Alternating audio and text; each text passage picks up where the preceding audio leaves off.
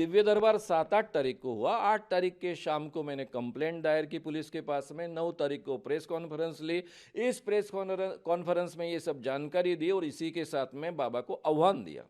उनको कहा कि आपके जो दावे हैं, सीधे सीधे आप कहते हो कि लोगों के नाम आप बता सकते हो, उनके पिताजी का नाम बता सकते हो, उनकी उम्र बता सकते हो और उनके टेलीफोन नंबर बता सकते हो और घर की चीज़ें बता सकते हो। तो सीधा सीधा ये आह्वान उनको दिया कि हम ये आह्वान नागपुर के पत्रकारों के सामने कंडक्ट करेंगे। एक पंच कमेटी जो तटस्थ होगी उनके सामने ये कंडक्ट किया जाएगा। फॉर एंड प्रूफ कंडीशंस के अंदर ये होगा ताकि कोई भी जानकारी आप तक ना पहुंचे, इस ढंग की व्यवस्था की जाएगी। और ऐन वक्त पर 10 आदमी आपके सामने हाजिर किए जाएंगे। उनके नाम, उनके पिताजी के नाम, उनकी उम्र और फ़ोन नंबर आप बताइए। और बाजू के ही रूम में जहां ये कंडक्ट किया जाएगा पत्रकार भवन में, उसके बाजू के ही रूम में हम 10 चीज़ें रखेंगे जिसका बाकायदा वीडियो रिकॉर्डिंग होगा और वो भी आप अपनी दिव्य शक्ति से जानिए और बताइए। 2 बार ये कंडक्ट किया जाएगा क्योंकि पहली बार गलती हो सकती है, इसलिए रिपीटेशन की आवश्यकता है। और दिव्य शक्ति तो आप बार बार रोज उसका उपयोग करते हो, इसलिए आपको कोई प्रॉब्लम नहीं होना चाहिए। और दोनों बार अगर आप 90% से ज़्यादा करेक्ट कहते हो तो अखिल भारतीय अंधश्रद्धा निर्मूलन समिति का 40 सालों से जो आह्वान दे रहे हैं उसका भी 30 लाख रुपए का पारितोषिक है, वो आपको मिलेगा। अगर आपको पैसे नहीं चाहिए तो वैसे ही आप आइए, केवल दिव्य शक्ति सिद्ध करने के लिए आइए। और 2 बार आप अगर ये सिद्ध कर पाए 90% करेक्ट, तो मैं आपके चरणों पर माथा टेकूंगा, आपसे माफ़ी मांगूंगा और हमेशा के लिए अंधश्रद्धा निर्मूलन समिति का काम, जो समिति गए 40 सालों से काम कर रही है, कहती है कि हम धर्म के खिलाफ नहीं, भगवान के खिलाफ नहीं, लेकिन धर्म और भगवान के नाम पर जो लोगों के साथ में ठगी करते हैं, उनका शोषण करते हैं, उन लोगों के खिलाफ यह समिति काम करती है। और आज तक हजारों बाबाओं, मांत्रिकों, शरीर में देवी लाने वाले शरीरों यानी लोगों को और ज्योतिषियों को हमने एक्सपोज किया है, बड़ों बड़ों को नागपुर से खदेड़ा है। इसीलिए नागपुर को पोलखोल शहर कहा जाता है। ये समिति हम बंद कर देंगे, माफ़ी भी मांगूंगा और समिति भी बंद करूंगा, ये जाहिर तरीके से कहा है। इसलिए अपने आप को वो शेर कहते हैं, उन्होंने आना चाहिए, नागपुर में आना चाहिए। हमारा कोई बंद कमरे का दरबार नहीं है, उनको सामना करना चाहिए। हमारा मुंह फट अपने कैमरे पर कोई भी चैलेंज कर सकता है। लाखों लोग आते हैं, लाखों लोग हमारे सामने दरबार बागेश्वर बालाजी के दरबार में बैठते हैं। वो आएँ, जो हमें प्रेरणा लगेगी वो हम लिखेंगे और जो कलमबद्ध करेंगे वो सत्य निकलेगा। हमें अपने इष्ट पर इतना भरोसा है, उनको आना चाहिए। 8 तारीख को पहले बाकी जो वीडियोस उपलब्ध है उसके आधार पर, और 10 तारीख को नागपुर में जो उनके दरबार भरे और प्रेत दरबार भरे, उनके वीडियोस के आधार पर ये शिकायतें की है।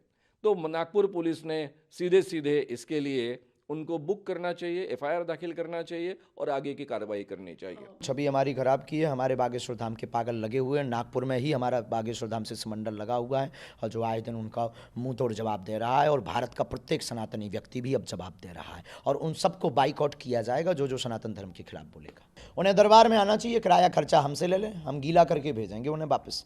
रामकथा के विरोध में तो हमारा कोई कहना नहीं, हमको अधिकार भी नहीं है कहने का, ना कानून के तहत कोई अधिकार है। तो इसलिए जब तक नागपुर में दिव्य दरबार नहीं भरेगा तब तक ये एक्शन कैसे होगी। हमारे ऊपर जो इष्ट कृपा है, जो गुरु कृपा है, हम उस बल के आधार पर जो है दलाक करके ललकार करके बोलते हैं कि हमारे सनातन धर्म में क्या ताकत है। किसी मौलवी और पादरी में ये क्षमता नहीं है। जो छोटी छोटी ट्रिक दिखा करके ये पादरी और ये मौलवी जो सनातन धर्म से दूसरे धर्म में ले जाते हैं, उनके सामने बागेश्वर बालाजी बहुत बड़ा तमाचा है और उनके मुंह पर हम तमाचा मारते रहेंगे। और दूध का दूध पानी का पानी हो जाए, चैलेंज की बात क्या, सीधे दरबार में आ जाओ, आके बैठो और अनुभव करो। लाखों लोग आते हैं, उनसे पूछो, उनसे अनुभव करो। वो बुद्धू थोड़ी है, हम किसी को बुलाते नहीं हैं, हम किसी कोई दावा नहीं करते हैं। हमें जो इष्ट कृपा होगी हम वो लिखेंगे, जो हमारे गुरु की कृपा होगी हम वो लिखेंगे, जो हमारे हनुमान जी प्रेरणा देंगे हम वो लिखेंगे। और जो भी लिखेगा हमें इष्ट पर भरोसा है वो सच और सत्य निकलेगा। अगर ये अंधविश्वास है अपने ईश्वर की, अपने आराध्य देव की और सनातन धर्म का प्रचार करना अगर अंधविश्वास है तो प्रत्येक भारत का सनातनी जेल जाना चाहिए, वरना ये मुंह चलाना बंद कर देना, वरना ठटरी मारेंगे। चमत्कार का प्रयोग प्रदर्शित कर कर अगर कोई आर्थिक प्राप्ति करता है तो सीधे सीधे कानूनन अपराध है। और महाराज जी दावा करते हैं कि वो अपने भक्तों का नाम अपने आप जानते हैं, उनके पिताजी का नाम जानते हैं, साथ में केवल इतना ही नहीं तो उसके साथ में उनकी उम्र वो बता सकते हैं और उनके मोबाइल नंबर बता सकते हैं। भक्तों के घर में कौन सी चीज़ कहाँ रखी है ये भी वो बता सकते हैं। ये दिव्य शक्ति है, इसको इंट्यूशन कहा जा सकता है, टेलीपैथी कहा जा सकता है, और कहीं भी जाकर देखने की क्षमता, इसको क्लेरोवैंस कहते हैं। दुनिया में आज तक ये सिद्ध नहीं हुई।